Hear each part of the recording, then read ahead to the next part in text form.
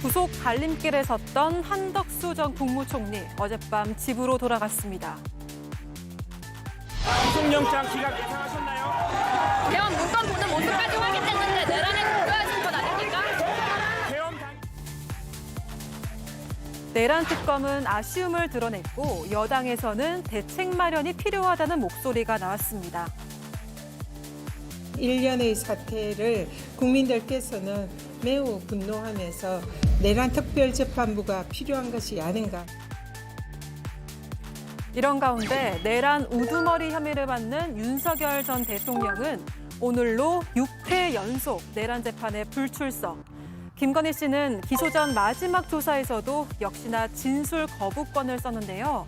주요 수사 대상자들의 침묵에 국민들의 마음속 답답함만 쌓여가고 있습니다. 네, 전직 대통령 부인 김건희 씨 내일 기소 예정이라서 오늘 마지막 조사다라는 관측이 나왔는데요. 오늘도 진술 거부권을 행사했다라는 게 특검의 설명입니다. 김용남 위원님, 네, 재판에서 다퉈보겠다 이런 전략일까요?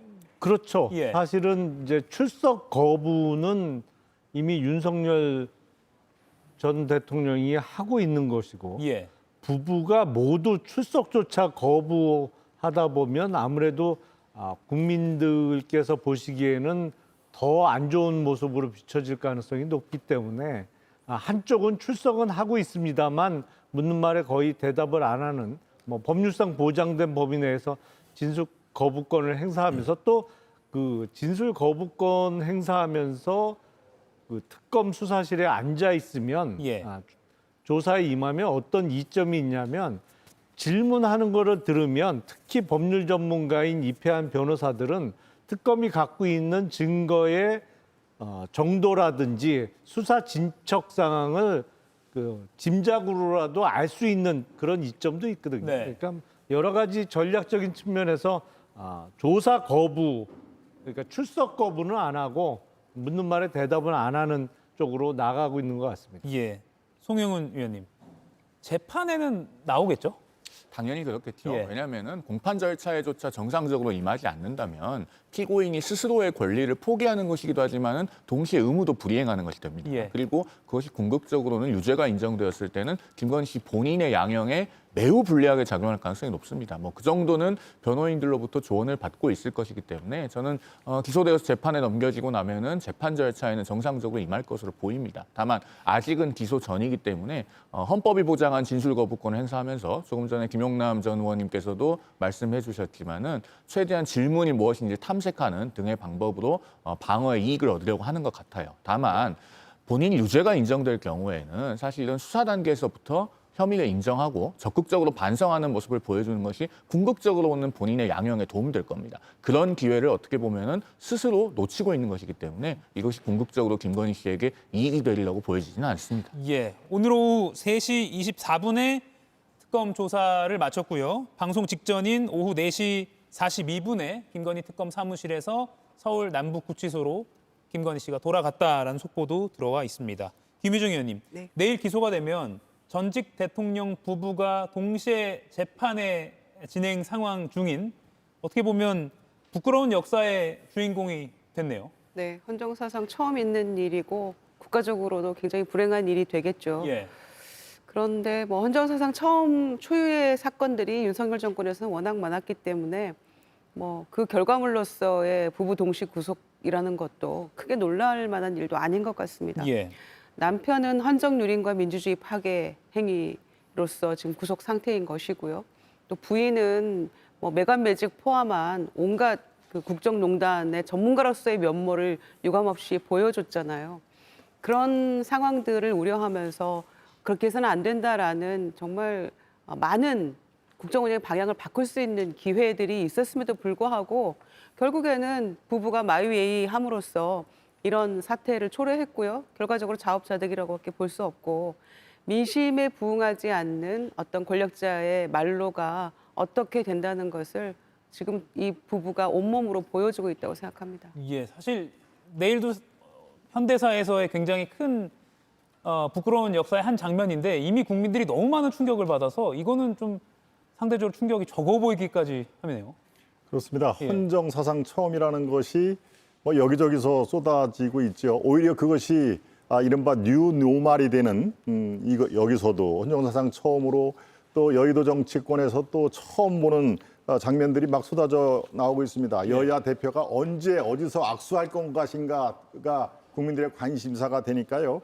글쎄요, 부부 대한민국을 흔들 정도의 대형 사건에 연루된 부부 동시 구속 기소 이것은 이 대목에서 이철희 장영자 사건이 우리는 금방 떠오를 것입니다. 전두환 정부 때죠. 바로 거액 어음 사기 사건으로 부부가 동시에 구속이 되고 기소가 된 이후에 대통령 부부로서는 당연히 헌정사상 처음이지만은 글쎄요, 앞으로도 또 이런 사례가 나올까라는 거에 자신 있게 대답을 할 수 없을 정도로 정말 초유의 그리고 있어서는 안 될 일이 벌어졌다 하는 의미에서 정말 이런 것들이 뉴 노말이 되면은 대한민국이 불행해집니다. 다시는 없어야 할 그리고 우리가 다시는 보지 말아야 될 그런 사건으로 저는 파악이 됩니다. 예, 김영남 의원님. 네. 공천 개입 의혹 관련해서는 내일 윤 전 대통령도 김건희 씨랑 함께 기소가 될 가능성도 점쳐지고 있거든요.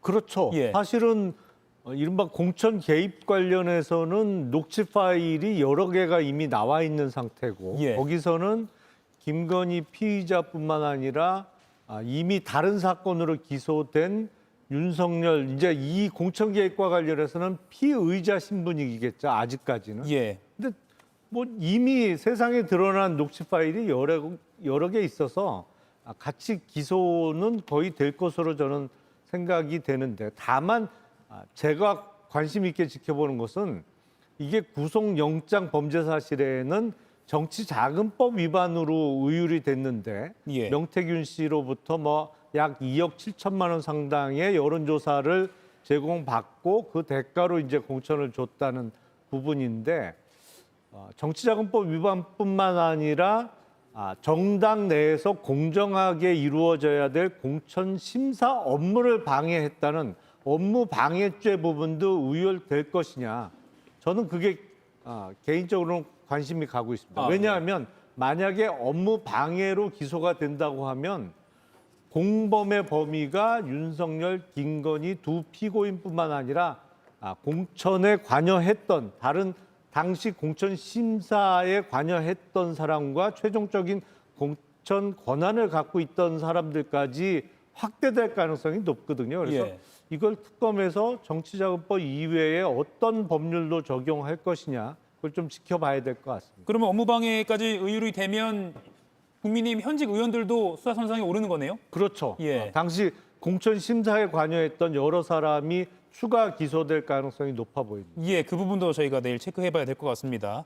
송영은 의원님, 마치 이게 착각하기 쉬운데 내일 김건희 씨가 기소되면 특검 조사는 끝? 이게 당연히 아닌 거잖아요. 지금 많은 게 남았습니다. 그렇습니다. 특검법상 지금 김건희 명태균 특검법은 16가지 사안을 수사하게 되어 있죠. 그리고 예를 들면 반클리펜 아펠 목걸이처럼 수사 과정에서 인지된 새로운 혐의들도 있습니다. 예. 그런데 지난번 구속영장이 발부될 때 특검이 기재했던 범죄 사실은 3가지에 국한된 것이죠. 즉 자본시장법 위반, 정치자금법 위반, 그리고 통일교로부터의 이른바 알선수재 혐의입니다. 이 3가지 혐의에 대해서만 지금 31일까지 기소를 해야 되는 것이고 그 외의 나머지 범죄 혐의들은 계속 수사할 수 있습니다. 특히나 지금 오늘도 관련된 압수수색을 했다고 하는 이른바 그 나토 3종 세트라고 예. 하는 그 보석류, 그리고 사업가 서성빈 씨로부터 받았다고 하는 그 고가의 시계류, 뭐 이런 것들에 대해서는 단순한 알선수재가 아니라 그것을 넘어서서 뇌물수수로 의율하기 위한 특검의 수사가 굉장히 정밀하게 계속 전개될 것이라고 보는 것이 합리적인 추론이 될 것 같습니다. 예, 그래서 김건희 특검이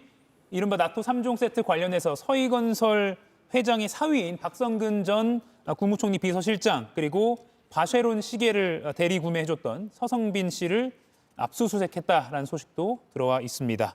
자, 그런가 하면 한덕수 전 총리 소식을 좀 짚어보겠습니다. 서울구치소에서 어젯밤 영장심사 결과를 기다리던 한 전 총리 기각 직후에 묵묵부답으로 귀가했습니다. 영상 한번 보시겠습니다.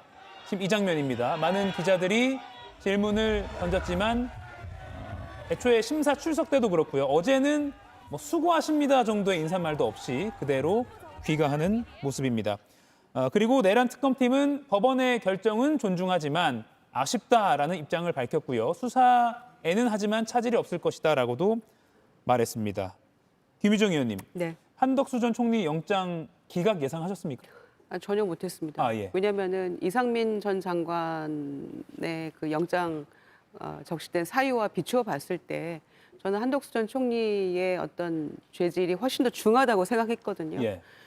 어떤 위증이랄지 CCTV에 나온 증거랄지 이런 것들을 포함해서 국정의 제2인자로서 이 계엄을 막지 못한 막중한 책임이 있다라는 것에 저는 구속이 되어야 된다고 생각을 했고요. 네. 특히 이제 국무회의 소집한 그런 문제들에 있어서도 명시적으로 저는 그것은 계엄을 정당화하기 위한 그런 것이었다라고 생각을 했기 때문에 좀 허탈하기도 했고 분노가 좀 치밀어 오르기도 했는데요. 예.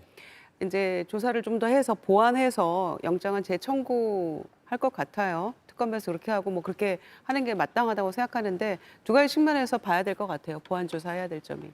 정말로 본인의 주장대로 계엄을 정말 막으려고 했지만 물리적으로 본인 힘으로 안 됐기 때문에 국무회의를 추가적으로 더 국무위원 소집해서 했다라는 게 그게 사실이려면 추경호 원내대표하고 당일 11시 12분부터 7분간 통화했던 그 내용 안에 어떻게 해서든지 이 계엄을 해제 의결에 동참해서 반드시 막아야 합니다라는 이야기를 했었어야 된다고 봐요. 예. 그런데 이제 두 사람은 뭐 말을 맞췄다면 뭐 어떻게 될지 모르겠습니다. 일단 그 부분이 하나가 있고요.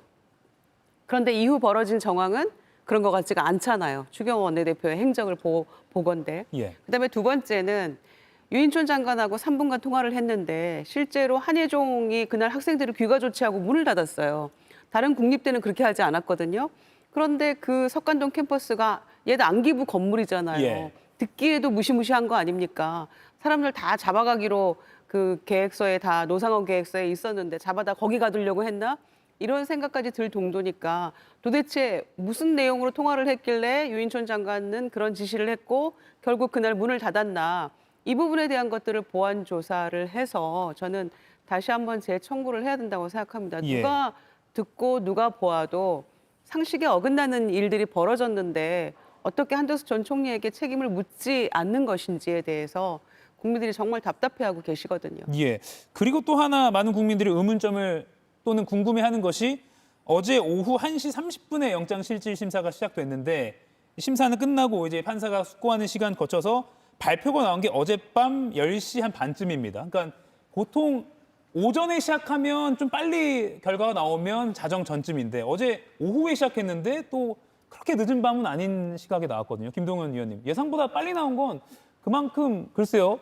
판사가 끝까지 막 고민할 지점이 없었다 또는 기각이 명쾌했다고 봐야 될까요? 왜 이렇게 좀 빨리 나왔을까요? 그 두 가지가 다 저는 포함이 되어 있다고 생각을 합니다. 예. 특히 여기서 주목할 게 이제 방조라는 혐의인데요. 예. 내란 우동을 방조했다. 이거는 사회 통념상에 우리가 어떻게 되든 간에 그냥 되도록 내버려 둔다 하는 그 의미도 있지만 법률적으로는 방조가 실질적으로 이행하는데 도움을 준 행위로 규정을 하고 있더라고요. 예. 그러니까 이른바 비상계엄에 대해서 실질적으로 도움을 준 행위를 했느냐 안 했느냐에 대해서 발부를 했던 판사는 다툴 만한 그런 사안이다라고 판단을 한 것이죠. 예. 이른바 사후 포고문 자체도 비상계엄을 정당화하기 위해서 한 것이냐 아니다. 한덕수 총리 쪽에서는 그렇지 않다. 다시 한번 재고를 하기를 바란다는 의미에서 사후 포고문 또는 국무회의 소집을 그렇게 한다라는 것도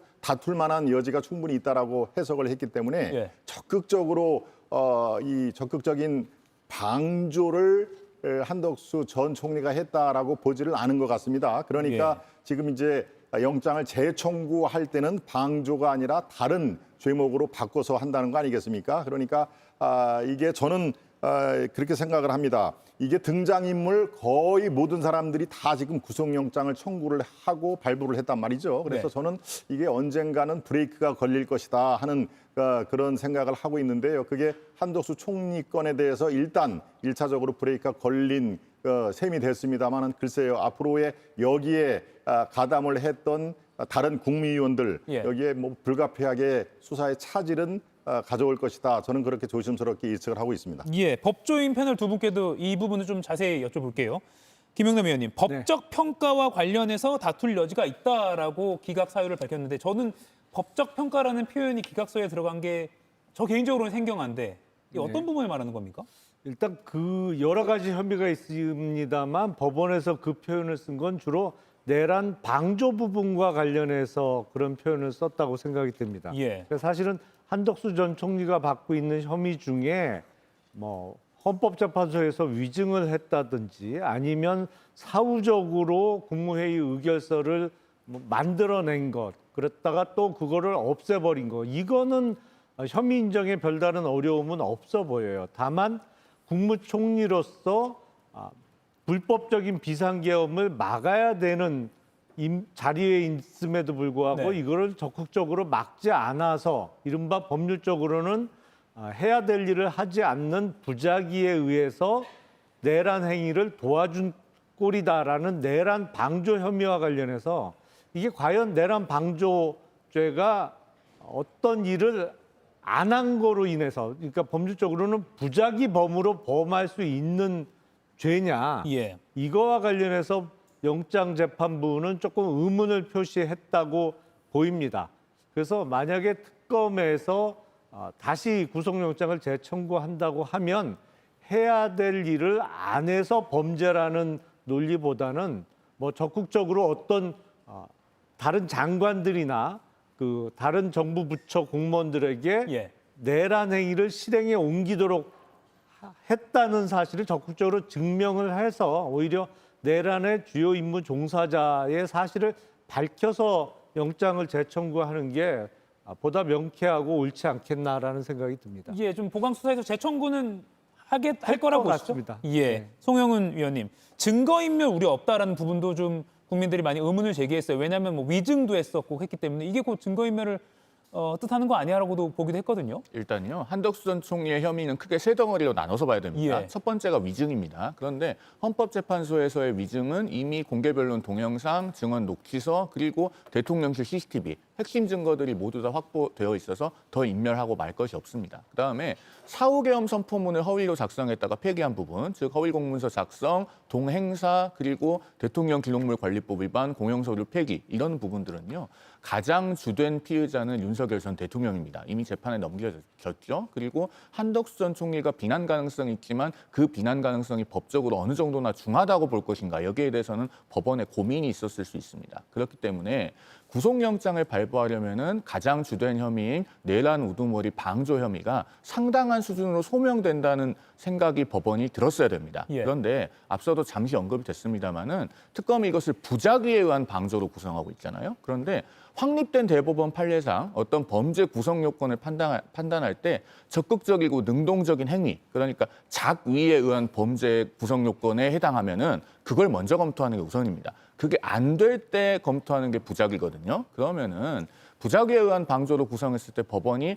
상당한 수준으로 이것은 법리적인 다툼의 여지가 있다고 고민을 하게 됩니다. 예. 특히나 부작위에 의한 방조범위 성립을 하려면요, 어떤 의무를 다하지 않음으로 인해서 그 결과 발생을 쉽게 방지할 수 있었어야 돼요. 그런데 그 부분에 있어서 그러면 한덕수 전 총리가 협조하지 않는다고 해서 이미 비상계엄을 위한 준비가 다 끝난 상황에서 그것을 말릴 수 있었겠는가? 이 부분에 대해서도 특검이 법원을 설득하는 데 실패하는 것으로 보입니다. 그렇다면은 한덕수 전 총리에 대해서 기소를 하든 혹은 구속영장을 재청구를 하든 특검이 이것을 적극적이고 능동적인 행위를 찾아내서 입증을 하지 못하면은 다음번에도 상당한 수준으로 법리적인 면에서 첨예한 다툼이 전개될 것이다, 이렇게 보여집니다. 예.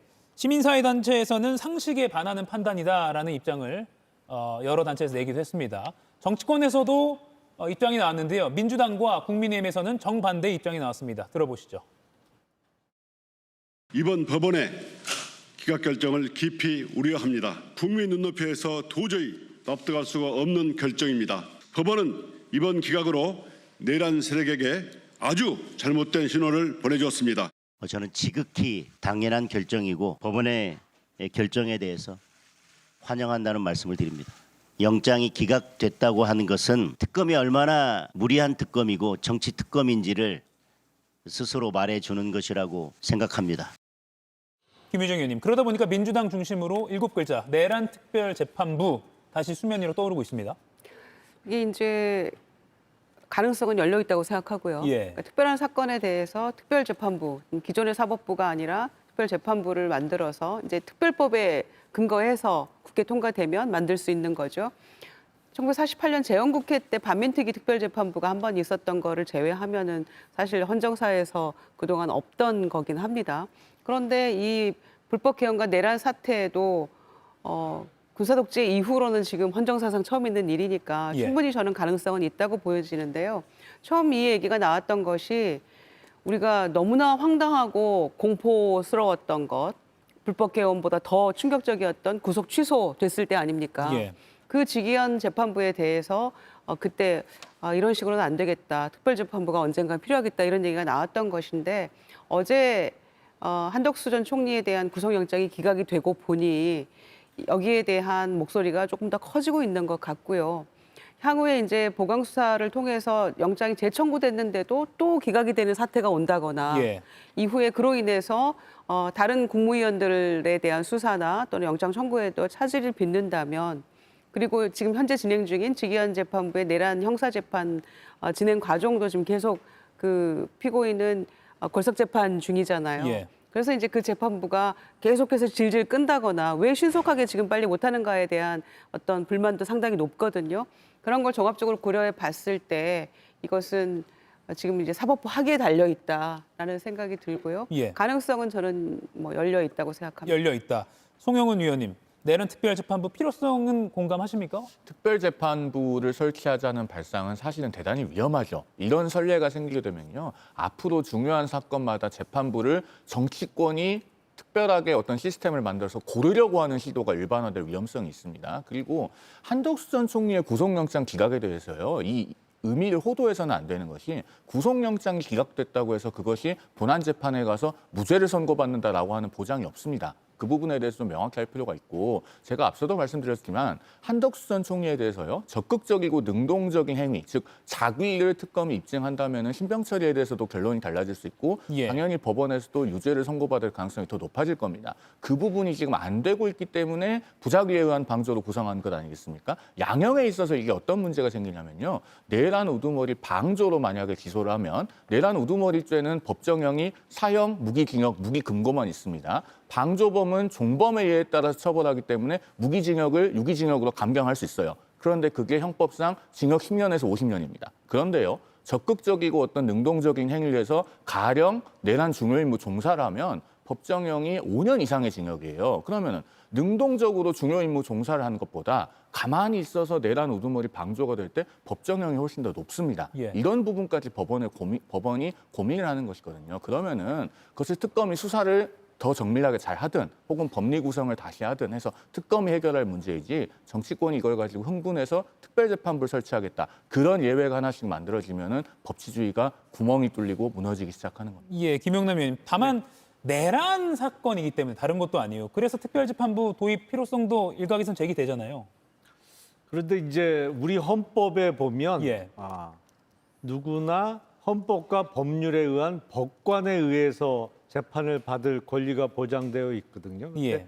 1948년도에 구성돼서 운영이 됐던 반민특위는 이른바 그 법관, 판사들로 구성됐던 위원회가 아닙니다. 그거는.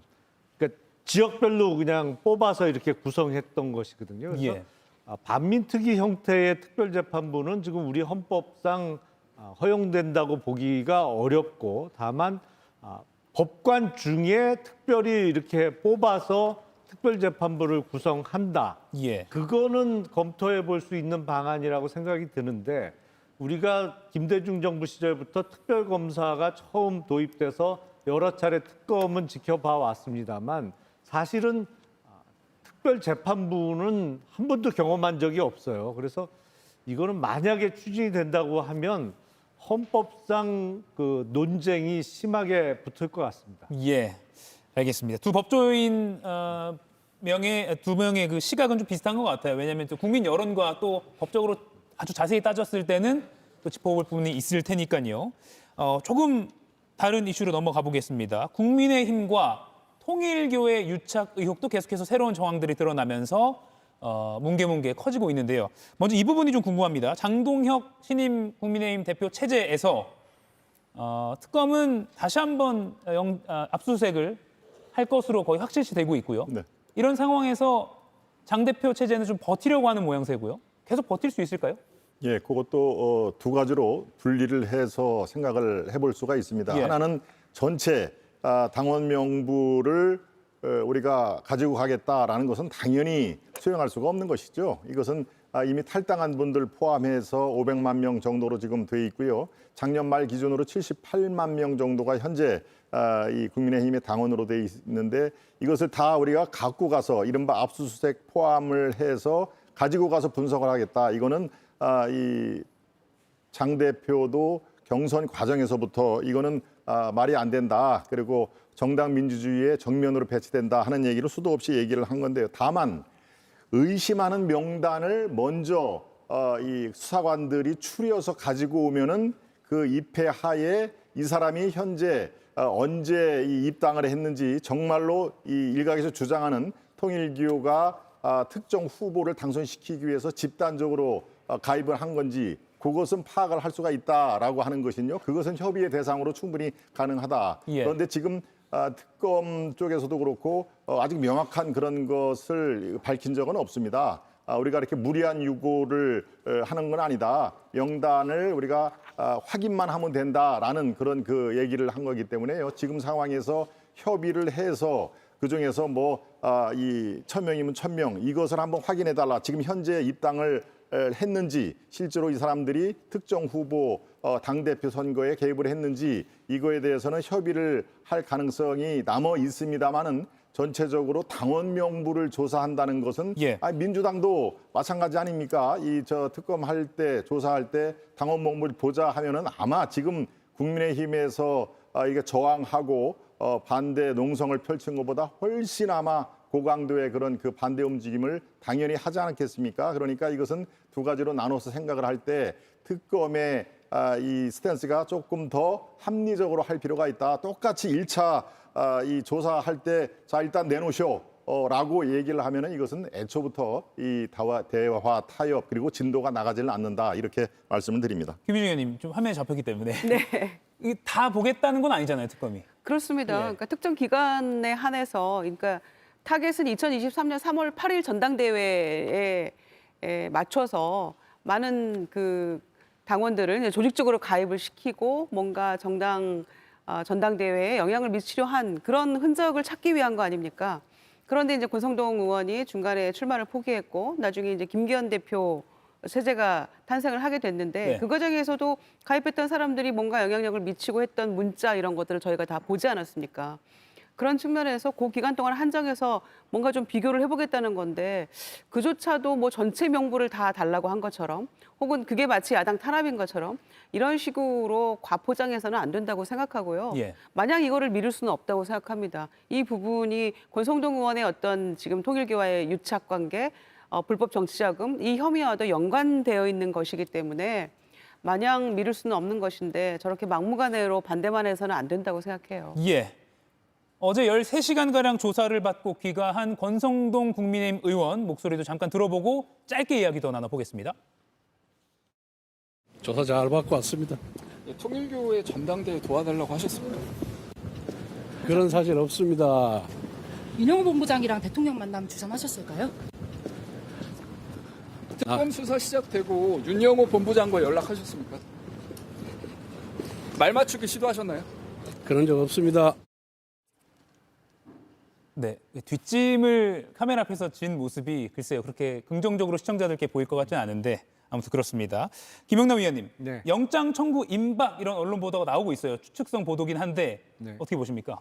사실은 권성동 의원은 제가 과거에 검찰에 근무할 때 같은 부에서 근무한 적도 있고 개인적인 인연이 깊습니다만 예, 제가 지금 수사하는 입장이라면 이미 드러난 증거들, 그러니까 통일교의 윤영호 전 본부장의 무슨 메모라든지 진술, 그리고 또 통일교 당시 재정국장으로 근무하던 이모 씨가 그 찍어놨다는 현찰 그 사진 등과 여러 가지 증거를 종합해 보면 이 사안은 영장 청구를 안 하기는 대단히 힘든 사안이다. 예. 그러니까 영장 청구가 조만간에 이루어질 것으로 저는 예상을 합니다. 예, 영장 청구가 수사를 하는 입장에서 보면 하는 것이 순리다라는 취지로 말씀하셨습니다. 이가혁 라이브를 시청해 주셔서 고맙습니다. 이가혁 라이브는 평일 오후 5시 TV와 유튜브로 실시간으로도 함께 하실 수 있습니다.